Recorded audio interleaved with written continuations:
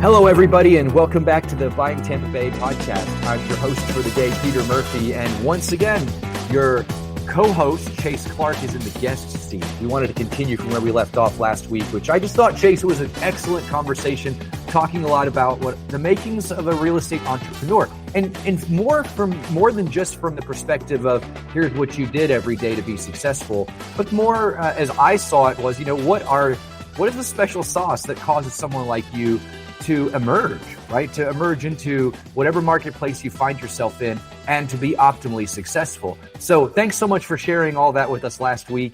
And I'm looking forward to continuing to dig into what is kind of part 2 of your life. Yeah, definitely. Looking forward to doing chapter 2 here. I really enjoyed the last episode because it really made me start to think more about the past, what we've been through, where I came from, and some of these things that you just don't think about very often. And so very, very introspective for myself and hopefully beneficial for the thoughts that came out for our listeners. Well, it definitely was for me, so I think it probably was for them too. But I really want to get into an idea where we left off regarding to what I sensed was this. There was a sentiment that was emerging of stability and working hard in wherever you found yourself. I think that's where we left off. And as I considered a lot of that stuff, you talked a lot about things that were stable in your life, like banking is a good starting point for you, or doing things that you didn't even really love, like property management. And you were successful in those areas, you said, because of your hard work, because of your discipline. But I have a few questions about that, because that's really not the typical narrative I hear from super successful entrepreneurs, especially because lots of people work very hard. Lots of people demonstrate the attributes that you discussed of discipline, but they have nowhere near your level of success. So I'd like you to explain what you think was going on there. Why do you have the kind of success that you had, and which you attributed to your industriousness and hard work, and so many people who work maybe as hard, maybe harder, don't? So let's start right there. Yeah, that's a good question because, everybody comes from a different place. Everybody comes from different backgrounds. Everybody has different opportunities in life. Everyone has different support systems and resources that they bring to the table or that they have available to them when opportunities come along. But the thing that's interesting to me is, I did a little bit of digging on Wikipedia actually about some of these, very popular billionaires here in America, like some of the guys on Shark Tank, for instance. And several of them mentioned this phrase. It was uncanny, lightning in a bottle, and I feel like when I read their bios, it's not too much unlike our experience from the standpoint of here we are working hard, taking measured risks inside of our business, achieving a little bit of success, but then being there at the confluence of a housing market crash, a financial crisis, and having a solution for investors that flooded the market and being there to fill a gap at a time when you had to be a significant player in the industry at that time to take advantage of this outsized opportunity. And so lots of people are out there in the real estate industry, the property management business, working hard, taking measured risks, doing what they can, providing excellent service to their clients, but they missed that opportunity. That lightning in a bottle experience just didn't happen yet for them. And so as we measure success, some people may say, well, okay, you guys have been, extraordinarily successful compared to other people, but those other people are still having a level of success in their own right. And that's all relative. We just happen to have an extraordinary level of success come our way in a relatively short period of time. And when I look back on it, I chalk that up not only to our hard work, our good decision-making, the excellent people that we had around us, the resources available to us, but the fact that we were just there in the right place at the right time, doing all those other things that enabled us to take advantage of an outsized opportunity. So yes, the idea of lightning in a bottle is something that's not likely to be reproduced again in the future, right? That you were there for that right moment, and good for you. You took advantage of an absolute unique place and time, and you made it work. Do you feel that way about your future? Is it easy to look at your future and say, hey, I had that great success. It was lightning in a bottle. And now that that's done, I'm going to have a hard time repeating anything like that. Or is there something unique about you that's able to capture lightning in a bottle whenever it shows up? When I look across other people that have been successful in business, and I'm talking, a lot of these guys are billionaires, their lightning in a bottle moment resulted in extraordinary wealth, because they took a company public or they, merged with a VC firm or something like that. And we're talking billions of dollars. They've had a hard time recreating lightning in a bottle. I think right now among, contemporaries, you look at Elon Musk and maybe you might say, okay, well, he hit it with Tesla. He's hitting it with SpaceX, right? He already hit it with PayPal. He's the exception to the rule by far. I don't see a lot of these guys that are able to recreate it, but I think there's some factors associated with why they either don't try to recreate it or haven't recreated it. And that is, a lot of that has to do with industry knowledge, their experience, and then not wanting to take outsized risk again and put at risk what they've already made from that lightning in a bottle experience they've already had. And I think that does come into play when you read some of these guys' bios. They're very much more conservative now in their approach, having experienced that opportunity, because I do think they feel like it's not going to happen again. It's very hard to come by. Well, we've got a couple thousand people in the world that have achieved billionaire status. And a lot of those have done it through inherited wealth, not because of their, success in business necessarily. So it's an interesting dynamic to think about, but I do think that ultimately, and Warren Buffett says this a lot, right? Just don't lose money, right? That's like his number one or number two rule of investing. Don't lose the money, right? So after you've got the money or you've had success financially from your business, in some ways people retract into preservation mode. Right. Yeah, your risk tolerance definitely goes way down because you're trying to not to lose what you've already inherited. And, you hear it often, I've made it once and I don't want to make it again, right? When it comes to something, but that's usually kind of like an end of life. It's like a retirement mindset, more of a retirement mindset.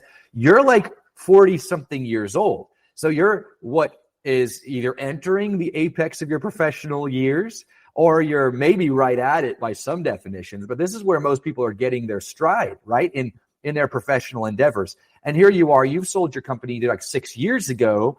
That was a relatively young age to do that. It's not unheard of, certainly, but it's young enough that you have a lot of time left to take big risks and to lose and to have big gains, right? It's not like you're at the end of your life or you're trying to preserve wealth for your final retirement years. Your prime productive years likely are ahead of you. So help me understand some of that, right? When you went and sold your company, was it a stepping stone to something else? Were you at some place in your life where that just made overwhelming sense? Or what was going through your mind that caused you to take what was likely, well, I mean, maybe some would have described it as you're killing the golden goose. Maybe someone would have described it as exiting your industry long before you reached your professional, your influence prime. There's lots of people that would look at that and maybe think, hey, you maybe exited too early. Do you think you exited too early? Or was this a stepping stone to something else? Lots of questions I have about all of that from you. Yeah, sure. Yeah. So I think the decision to sell a business has to be made on math. I mean, you can make that decision for other reasons, but if you do the math is going to tell you when it's the right time to sell. There can be some external factors that influence that. Maybe there is some outsized opportunity on the horizon that you haven't yet realized that may play into something like that. But I feel like in March of 2016, when we sold, we probably couldn't have done it at a better time, just because of the state of the housing market, where things would go over the next 7 years in terms of housing prices rising and now interest rates rising, and the environment for new investor money to come into the market that we serve here in Florida, diminishing year over year. Yields are hard to find, anywhere above 4% right now. And that was the lifeblood of our business, was that housing crash where, millions and millions of investor dollars flooded into our market. They all needed our service, right? We were the stabilizers. We were the income management agents for these investors to produce their returns. And once they couldn't achieve returns in real estate here in Florida, like they could either in the stock market or in other markets that we weren't in, the business started to leave. And we saw that start to happen even in 2017, 2018. Investors started to sell out, and the core property management business started to dwindle. And so I think in some ways, when we started the sale process in late 2015, we were at the apex of our game here in the Tampa Bay area, and sold for a premium that I haven't seen any other residential property management firm sell for since then. So in my mind, the math told us it was time to sell. We sold, and it was a great decision to make at that time. So some of that is math, and some of that was calculated, a calculated determination of what the future would hold, right? Because I suppose at 2016, there were signs that was going to happen, but I'm not sure you could have said that it was a sure thing. In the subsequent years, it looked sure. So how do you take what is likely a very much fortune telling and a crystal ball moment and act so confidently based upon it? Was there some overriding factor or deployment strategy that you had with your capital? Were you looking for some kind of a lifestyle change at that time that was going to be offered to you by this, that made all that added up in favor of a sale decision? We'll be back after a quick break. You hear a lot about supply chains these days, because if the past couple years have taught us anything, it's that an efficient, well-managed supply chain is absolutely critical to keeping businesses successful and consumers happy. I'm Will Haywood, and I host a podcast called All Business, No Boundaries, where we talk about supply chains, how they work, what happens when they don't, and the innovations that are redefining what's possible in the world of logistics. Listen and subscribe wherever you get your podcasts.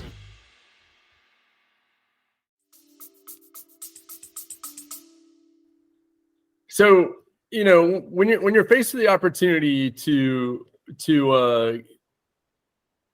sell a business at a multiple that provides for, quite a few years of your current realized income, that is something hard to walk away from. And, there were so many factors that went into that. I think, we had vetted, I don't know how many suitors, like 5 or 6 at least at the time. We had never advertised our business for sale. That was not our intention. But on this deal, I think it was truly the math that made us say, hey, wait, we need to take a look at this.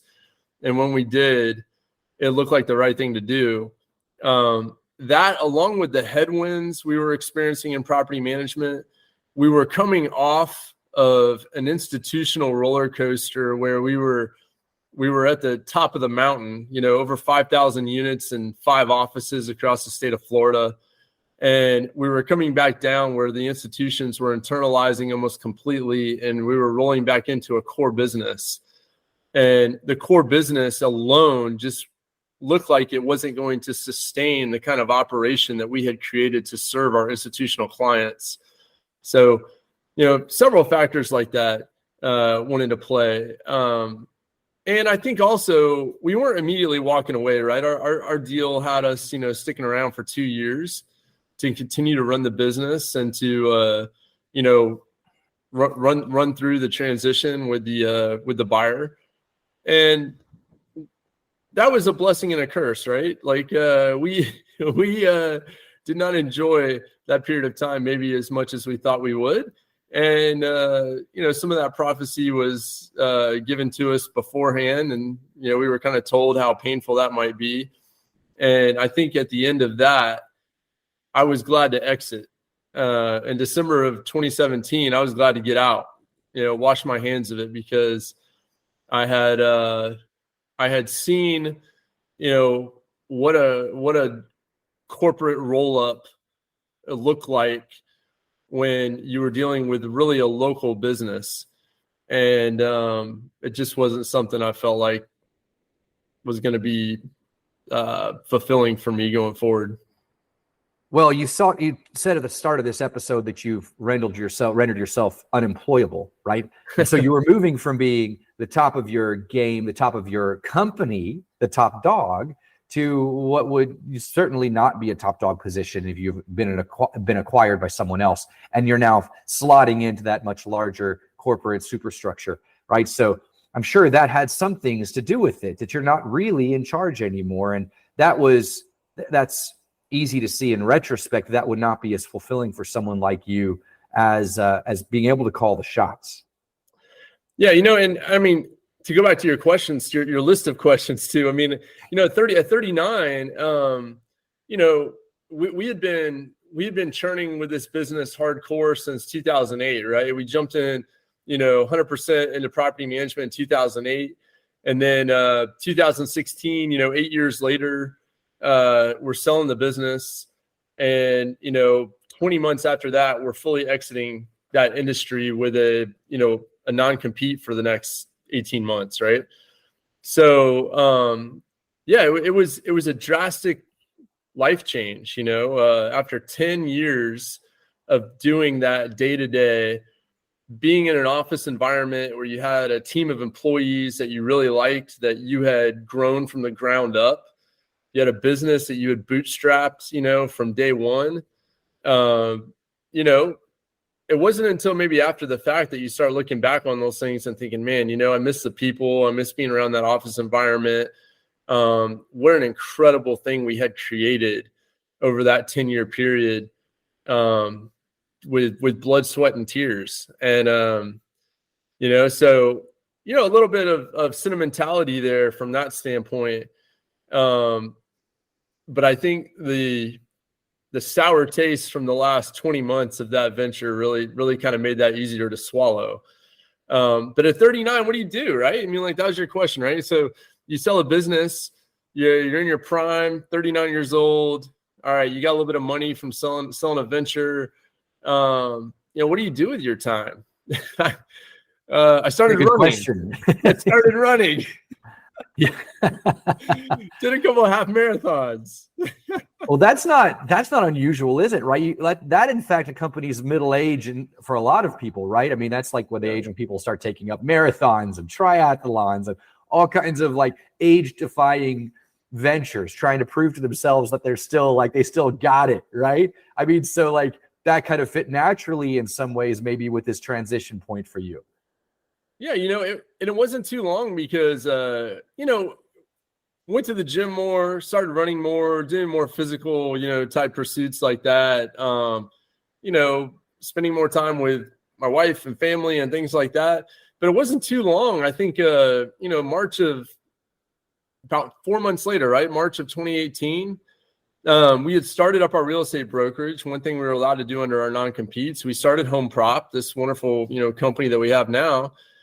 And we were doing real estate buy and sell deals, but also we had partnered with another acquaintance we had that was in the insurance adjusting business. And so, we dipped our toe in the water of a new entrepreneurial venture, right? And starting up an insurance adjusting business with a couple industry veterans. And so, that was a fun thing. It was an exciting thing at that time, right? We're going to jump into a new industry and try and bring all the things that we've learned from real estate, into something totally foreign to us, right? And that was fun, and kind of rode that wave for a couple of years, and enjoyed that time doing something new like that, something that made sense, something that was kind of loosely related to real estate, but a completely different industry. And it was fun to learn about that. So you added your brokerage, you diversified into insurance adjusting. My guess is you made some additional investments beyond that to expand your holdings, your portfolios, maybe dug in a little bit deeper to some of what you did before. found lots of ways possibly to diversify and strengthen yourself in the industry.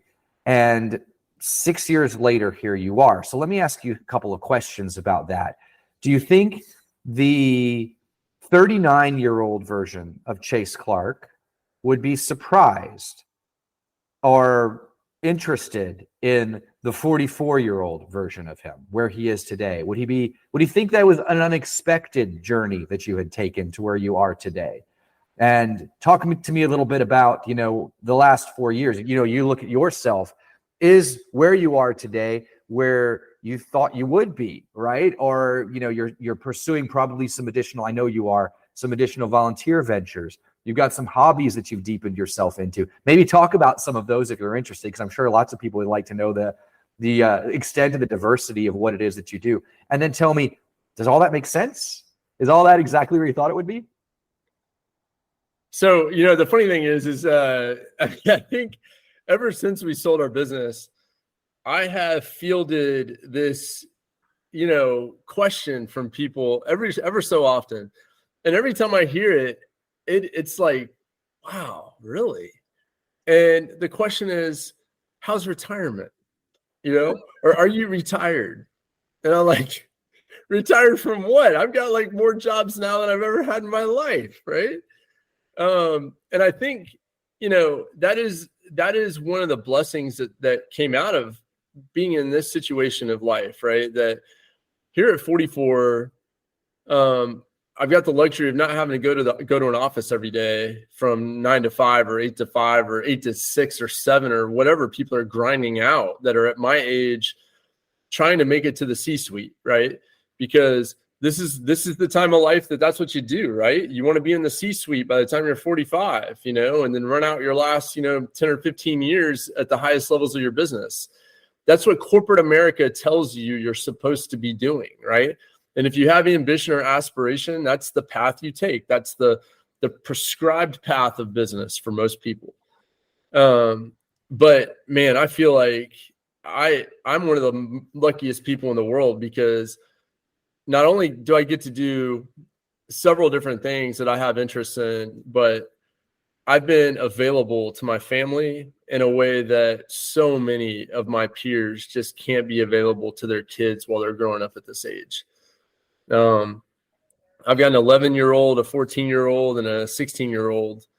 And, a lot of people aren't blessed with the opportunity to be with their kids at these ages like I am, to coach their soccer teams and their basketball teams and their volleyball teams, and to pick them up from school and take them to school, periodically, and to be at their school functions, and to, play pickleball with them in the driveway in the afternoon, and to be around for the summer, and to, be able to take amazing summer adventurous trips with them and do things like that. And so I am more than blessed to be able to be in a position where I can spend that kind of time with my wife, my kids, and others for that matter, because like you alluded to, I serve on a school board of my kids' school and spend a lot of hours volunteering there and helping them with various needs at the school.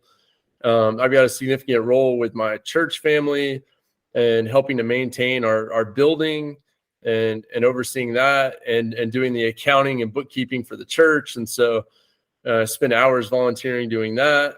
I've been able to dip my toe into teaching a little bit and actually teach a real estate investment course at Florida College, and just started that last semester, and that was a really fulfilling experience. Really enjoy doing that, being able to impart some of the things that we've learned over the past 15, 18 years to students who have an aspiration to be involved in real estate in one way or another one day. And so all of those different things are side hustles, if you will, because we still have our business. We still work diligently, with HomeProp to serve clients and to, help people buy and sell homes and manage properties and all of that.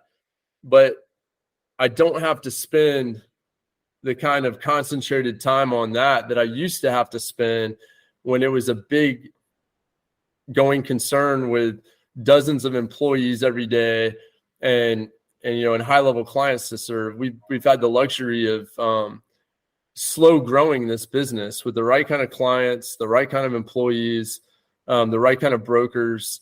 And, from an effectiveness standpoint, been able to make a pretty decent living doing it that way. Maybe not as financially rewarding as the other was, but enough to pay the bills and enough to allow us flexibility to be involved in these other ventures that are probably at a higher quality level for me at this point in my life than grinding it out at an office every day. Some of those things you talked about, working with your kids' schools and other environments, are sunset type activities, right? Your kids will, before too long, be out of the house. You've got 11-year-old, you've got like 6 years, 7 years there before that's done.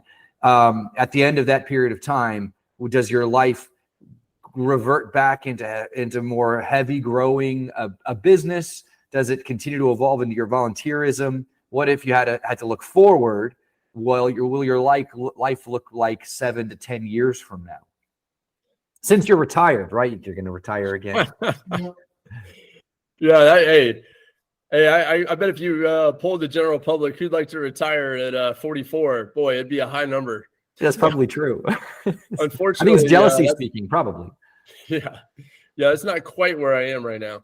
It's like, it's like our financial planner, he sometimes says, hey, look, your retirement's looking pretty good, but, you got to keep paying the bills. So, that's still a fact of life. And so work is still a significant part of what I do every day. And I enjoy it. And that's the thing. Like right now, I'm able to do the work that I enjoy and serve the kind of clients that I want to serve and do the kind of work that I want to do. And that's just such a blessing to be in that position.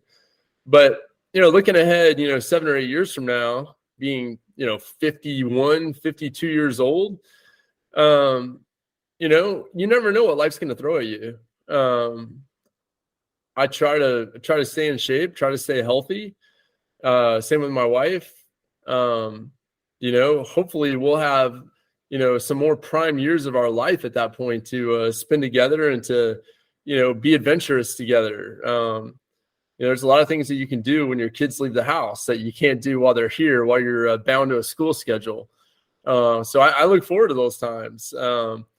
I think, the volunteerism part is a passion play. And so that's going to continue to evolve and continue to, augment itself as it's able, over the years. But I do think that, what we're doing now in our business, the way we've been growing it with the clients we have and the people and the resources that we have, there's a lot of good things left for HomeProp to do as well.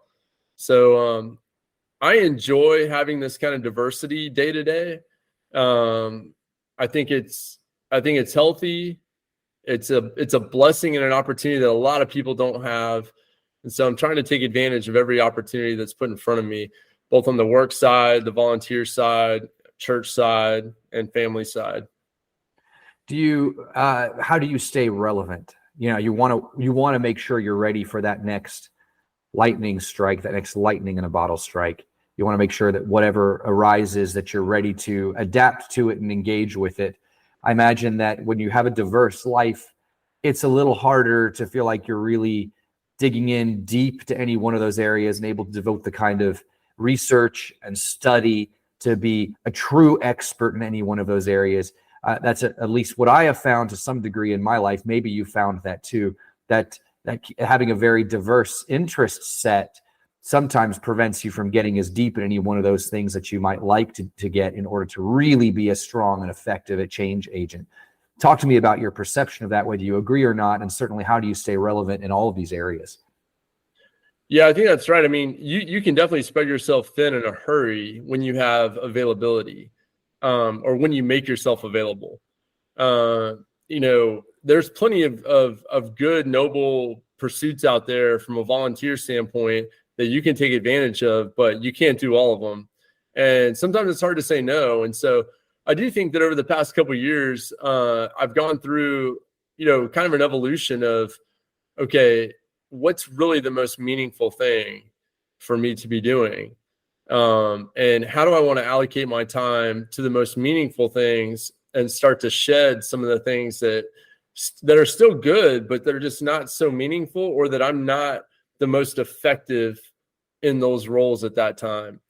And so that's an ongoing process, because it's hard to unwind yourself from things. Once you commit, it takes a while to get out of it. And so, this coming year, that's part of what I'm doing. I taught 2 classes at the college last year. That was a lot for me. That was, a little over what I was capable or felt comfortable doing from a time commitment standpoint. So I've backed that off to 1, so I can focus just on the real estate course, which is directly related to what I do every day in my work. Even at my church roles and responsibilities, I used to have 4 different things I did for the church. I've backed that down to 2, because those are the 2 things I'm most effective at. And I've had other guys come on and pick up those other things that I was involved in. So I think it's an evolution of figuring out how to best effectively use your time. I'm winding back some of my farming pursuits this year. I've got a pretty decent sized herd of cattle. We've got animals here. Our kids are involved in showing and FFA. And so the showing and the FFA ventures are going to take precedence over our ancillary animal operations. And we're going to downsize some of that this year to be able to focus more on the things that are most effective and most important at this time. So, I think it's just a continual churn and a learning process of figuring out, how to be most effective and how to get the most quality out of your time. Fantastic stuff. So talk to me then as we wrap up about, what you would say to the people who look at an entrepreneur like you and feel like, I want to be like Chase, right? This is the kind of path I want to take, right? I mean, is there any advice that the 40-something-year-old version of you would give to that 20-year-old something version as he's kind of setting out on his journey? Are there things that you feel like that you misemphasized or misprioritized that you didn't really need to do, right, when you were 20, but you didn't know you didn't need to do it at the time, right? So you dug in deep and you did some things, and maybe they were contributed toward your success, but maybe they weren't. And maybe you can speak to some of those with clarity now. And also, what do you say to the young guy or girl coming out of college, who looks at your journey and feels like, that looks a little boring to me. It looks a little dull. I want the excitement and the adventure of something more risky, right? I don't always be doing the stable and secure and grinding it out. I want to be doing the adventuresome. So maybe speak to both of those ideas if you can. Yeah, I do get the question every now and then from, college age students, and they're like, hey, how do I become a real estate investor? And, maybe that's the label they put on me, because that is a significant part of what we do, right? I mean, we took a lot of the resources that we were able to make from our business over the years before we sold it and after we sold it, and we plowed those in to a significant rental real estate portfolio. And it's, managing that and preserving that wealth and creating cash flow from that and value for that portfolio is such a fulfilling part of what we do. So we were able to pivot that day-to-day work that produced income for us into something I think that, continues to produce for us, but is more fulfilling than what I used to do maybe. But to answer that question, going back to people asking me, how do I become a real estate investor? Well, you got to have money to invest, right? Is always my response. So go get a job, right? You got to, my advice to anybody starting out is, find a job with a good company that's going to train you, whatever industry you're going to be in. Find a job and have a plan for yourself, right? I never, when I graduated from USF at 21 years old, never would have imagined that at 44 I'd be in this position. But I knew that I had talents and resources that I could use to propel myself in life. And with the blessings of God, I knew that would, come to fruition at some point. Didn't know what that would look like. So you got to work hard. You've got to get a good degree. you've got to partner yourself with a company that's going to be fulfilling for you and provide opportunity for you. And if you are entrepreneurial at the right time, take advantage of creating that opportunity for yourself and building your own business. But there's a lot to be said for, working hard and doing the things that people don't always want to do, making yourself stand out in that way. A lot of people today that I talk to in college, they don't like their accounting classes. They don't want to do accounting. Well, my advice to them is no one else is doing it, so you should do it. Set yourself apart. You've got to have a competitive advantage for yourself. And you can work hard and you can try and outwork everyone, but that's only going to take you so far. You've got to put your intellect to work with your diligence in order to create opportunity for yourself. And so try and create that competitive advantage, because that's going to be something that will set you apart and provide opportunities for you down the road. So I guess that'd be my advice to the young people today is hey, if you want to do things like we've been able to do, that's what it takes, is put your smarts and your hard work in play and take advantage of every opportunity put before you. I love it. And of course, they've got to figure out what that is, right? And so staying observant and keeping their eyes open for the opportunities as they emerge seems to me to be a pretty critical component of what it is that you did in order to make sure you could take advantage of whatever the market need was at that time. So good job to you. And of course, cool that we're able to kind of understand better the second half of your life. Have I missed anything? Is there anything else that you want to share? You get the last word. No, but I think your point is right. I never set out to go into real estate, right? That wasn't like my lifelong ambition. But I think because of the time in which we graduated and where that industry was going and all the buzz around it, maybe directed us to go that direction. We both had a desire to do that, an interest in it, and a like for it. That may not be what turns someone on today, right? Med tech, biomedical science, technology, the space race, all that stuff is kind of front and center right now. And so you may not be getting a biomed degree. You may be getting a finance degree or an accounting degree or management degree, whatever that is, but go find people in the industry that you think is going to provide you with an opportunity, and they can help you pursue it. And that's what we did with real estate, right? We went and sought out people that had been doing this, that maybe knew more than we did. We sought education on it, and that helped us to fulfill, our success in that industry, even though I never set out to be a real estate investor. Well, that's great stuff, Chase. Thanks so much for sharing all these details with us, with me, and continue to wish you so much success as you plot the other half of your journey. We've got a lot of time to go from here, lots more room for success, for opportunities, for lessons learned, and it'd be really great to do this kind of an interview again 5-10 years from now. Look back at some of these points we made and see how relevant or valid they were and where you are then. That's going to be a really fun look back to have. And I hope that we can do that one of these days in the future. Yeah, that'd be great, man. Hey, when the kids are gone, when I'm 51, 52, good time to do it 7 years from now.